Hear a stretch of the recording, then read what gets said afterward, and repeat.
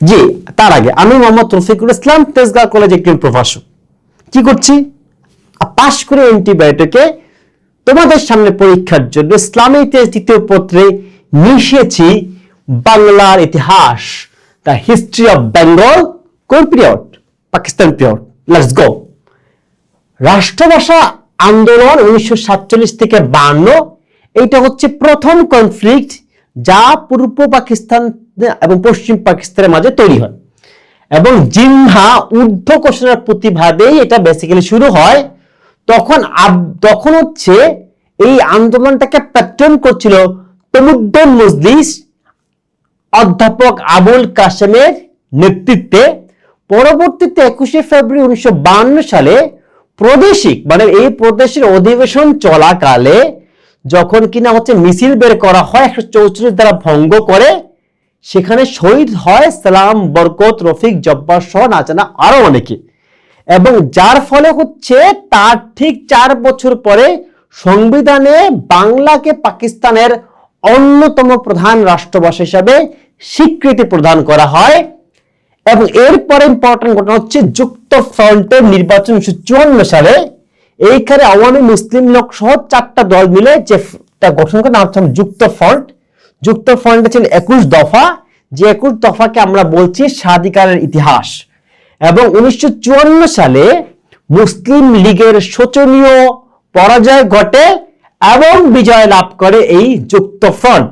যুক্ত ফ্রন্ট যেটা প্রমাণ করে তৎকালীন শাসক গোষ্ঠী এবং বাংলার মানুষের অ্যালাইনমেন্ট কমপ্লিটলি আলাদা, যে কারণে তারা মুসলিম লীগকে ভোট দেয়নি, ভোট দিয়েছিল এই যুক্ত ফ্রন্টকে।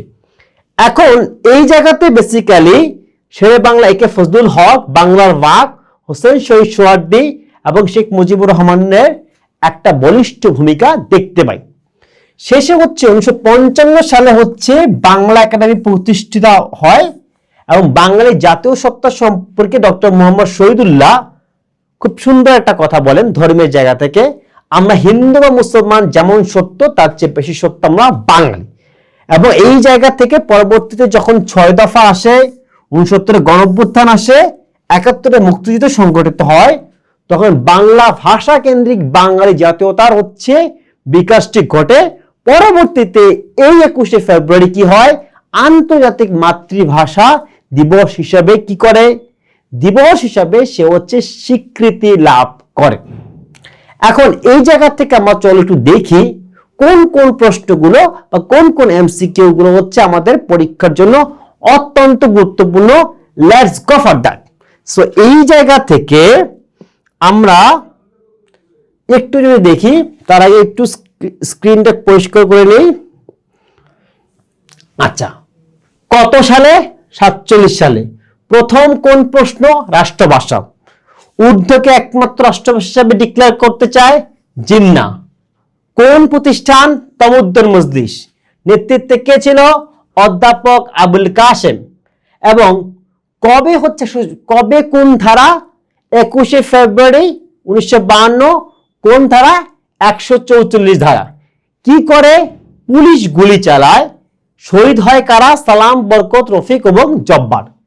এবং এইটাকে স্বীকৃতি দেওয়া হয় 1956 সালের সংবিধানে। আমি এখান থেকে প্রায় 6-7টা এমসিকিউ দেখলাম। এরপর যদি আমরা দেখি যুক্ত ফ্রন্টের নির্বাচনে কয়টা দল? 4টা দল। নাম কি ছিল? যুক্ত ফ্রন্ট। দফা ছিল 21টা। এগুলোকে বলা হয় স্বাধিকারের ইতিহাস, ইশতেহার। এবং এই নির্বাচনের বিজয় কত সালে হয়? 54 সালে। এবং নেতৃত্বে কারা ছিল? একে ফজলুল হক, সোহরাওয়ার্দী এবং হচ্ছে শেখ মুজিবুর রহমান। এবং এরপর যদি আমরা একটু সাংস্কৃতিক জায়গা থেকে দেখি, কত সালে বাংলা একাডেমি প্রতিষ্ঠিত হয়? 1955 সালে। এবং হচ্ছে এগুলাই বেসিক্যালি আমি ধরে নিতে পারি আমাদের এই চ্যাপ্টারটা বা এই আলোচনা থেকে আমাদের পরীক্ষা আসতে পারে। আরো বিস্তারিতের জন্য ইতিহাস দ্বিতীয় পত্রের ভিডিওগুলো তোমরা চাইলে দেখতে পারো। এইবার চলে যাই আমরা আমাদের এক্সক্লুসিভ একটা এমসিকিউতে। Let's go for that. সেটা হচ্ছে ভাষা আন্দোলনের তাত্ত্বিক ভিত্তি গড়ে তুলতে 1948 সালে কোন সাংস্কৃতিক সংগঠনটি গুরুত্বপূর্ণ ভূমিকা পালন করে? আমরা এতক্ষণ পর্যন্ত তো অনেক কিছু নাম শুনলাম, এখানে সবচেয়ে বেশি গুরুত্বপূর্ণ বা যে সাংস্কৃতিক সংগঠনের নামটা আমরা বারবার শুনছি, মানে বাকি সবগুলো আছে রাজনৈতিক প্রতিষ্ঠান বা রাজনৈতিক সংগঠন, এই সাংস্কৃতিক সংগঠনের নাম ছিল তমুদ্দুন মজলিস, কার নেতৃত্বে? অধ্যাপক আবুল কাসেমের নেতৃত্বে। সো এর মাধ্যমে আমরা বেসিক্যালি পাকিস্তান পিরিয়ডটা খুব সংক্ষেপে আলাপ করলাম, গুরুত্বপূর্ণ এমসিকিউ গুলো দেখলাম, একটা এক্সক্লুসিভ এমসিকিউ দেখলাম, এবং বিস্তারিতর জন্য আমাদের যে শীটটি আছে সেই শীটটি তোমরা পড়তে পারো, অথবা চাইলে তোমরা ইতিহাস দ্বিতীয় পত্রের যে ভিডিওগুলো আছে সেগুলো একবার দেখে আসতে পারো।